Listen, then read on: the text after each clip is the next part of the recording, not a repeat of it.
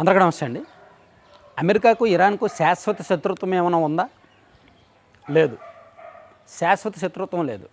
కాకపోతే ఇరాన్లో ఒక విభాగం ఏర్పాటు అవ్వడం, ఈ ఐజీఆర్సీ అని ఇరాన్ ఈ రెవల్యూషనరీ గార్డ్స్ కమాండోలు అని ఒక కమాండో సిస్టమ్ ఉందన్నమాట. సో దాన్ని అమెరికా మొదటి నుంచి వ్యతిరేకిస్తుంది.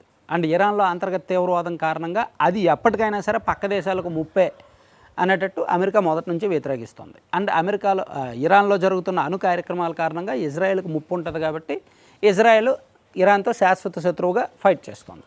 అయితే నిజానికి యుద్ధం ప్రారంభమైనప్పుడు అందరూ ఏమనుకున్నారంటే, అంతర్జాతీయ మీడియాతో సహా అందరూ ఏమంచనా వేశారంటే, ఇరాన్ సుప్రీం లీడర్ ఖమేనీని అంతం చేయడానికి మాత్రమే, అతన్ని చంపే వరకు మాత్రమే యుద్ధం చేస్తారు, ఆ తర్వాత యుద్ధం ఇంకా నెమ్మదిస్తుంది అనుకున్నారు.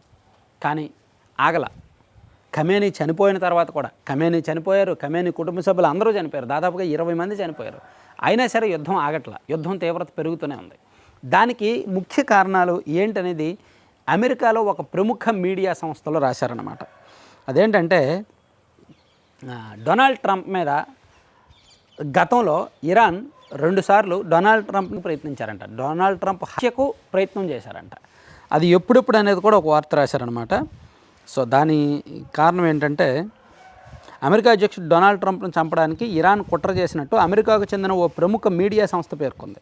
ఆ మీడియా సంస్థ కథనం ప్రకారం ఇరాన్ 2024లో 2 సార్లు ట్రంప్ను కుట్ర చేసింది. ఇందుకోసం టీంలను కూడా రంగంలోకి దింపింది. 2024లో ట్రంప్ అధ్యక్ష పదవిలో పోటీలో ఉన్నారు. జోరుగా ఎన్నికల ప్రచారాలు నిర్వహిస్తూ ఉన్నారు. అమెరికాలోని ఓ ఇరాన్ స్పై ట్రంప్ను చంపి అమెరికాకు చెందిన 2 హంతకులకు సుపారీ ఇచ్చాడు. అయితే వీరిద్దరూ పోలీసులకు దొరికిపోయారు.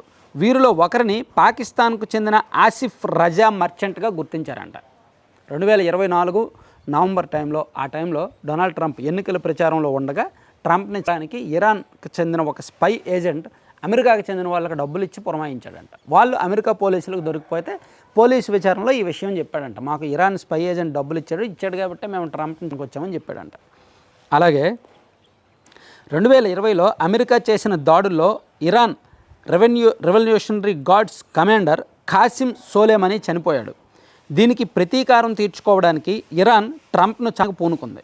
మరో ప్లాన్లో Iran revolutionary guards Farhad Shakeri అనే వ్యక్తిని ట్రంప్ను చంపడానికి పురమాయించింది. 7 రోజుల్లోనే ట్రంప్ను చంపాలని అతడికి ఆదేశాలు జారీ చేసింది.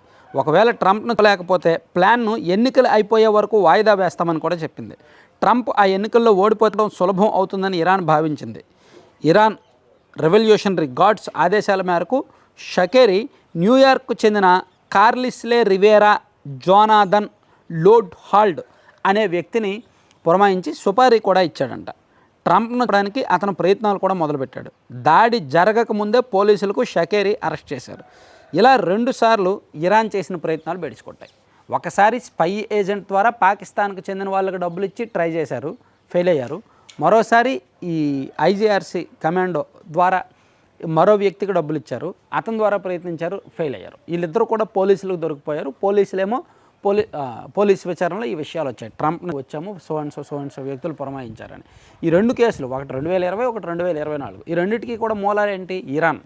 ఇరాన్ పురమాయించింది. ఇరాన్లో ఎవరు? ఖమేనీ పురమాయించారు. ఖమేనీ ఎందుకు పురమాయించారు? ఈ ఐఆర్జీసీకి సంబంధించి ఈ బృందాన్ని మొదటి నుంచి ట్రంప్ వ్యతిరేకిస్తున్నారు అండ్ అమెరికా వ్యతిరేకిస్తుంది. కాబట్టి ట్రంప్ అనేవాళ్ళు లేకపోతే ఇరాన్లో వాళ్ళు అనుకున్నట్టు చేయొచ్చు అనే ఉద్దేశం కావచ్చు. మొత్తానికి ఈ కథనం ప్రస్తుతానికి అంతర్జాతీయ మీడియాని షేక్ చేస్తుంది. ఏంటి, డొనాల్డ్ ట్రంప్ని చంపేంత సాహసం ఇరాన్ చేసిందా? ఇరాన్ అంతవరకు ఒడిగట్టిందా? సో అంత ప్రయత్నాలు చేసింది కాబట్టే ట్రంప్కు ఇరాన్ మీద అంత కోపం ఉందా అని. సో దానికి ఇరాన్ దేశం మీద ఎందుకు కోపం ఉండాలి? ఖమేనీ మీద కోపం ఉండొచ్చు. ఇరాన్ సుప్రీం లీడర్ ఖమేనీ మీద కోపం ఉండొచ్చు. ఇప్పుడు ఖమేనీ లేరుగా, ఖమేనీని చంపేశారుగా.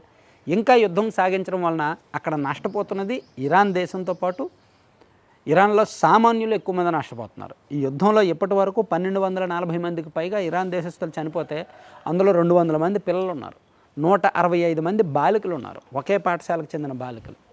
సో ఇలా కొన్ని విషాద ఘటనలు కూడా జరుగుతున్నాయి అన్నమాట. సో అందుకే యుద్ధం విషయంలో ప్రపంచ దేశాలు కూడా భయాందోళనకు గురవుతున్నాయి. ఇంకో వారం రోజులు 10 రోజులు కొనసాగితే ఏం జరుగుద్దో అని. ఆర్థికంగా నష్టపోతారు ఫస్ట్. దాంతోపాటు నెక్స్ట్ లెవెల్కి వెళ్తే, యుద్ధం పరిమితులు లేకుండా వెళ్తే నష్టం పెరుగుద్ది కదా, అందుకే భయం కూడా ఉంది.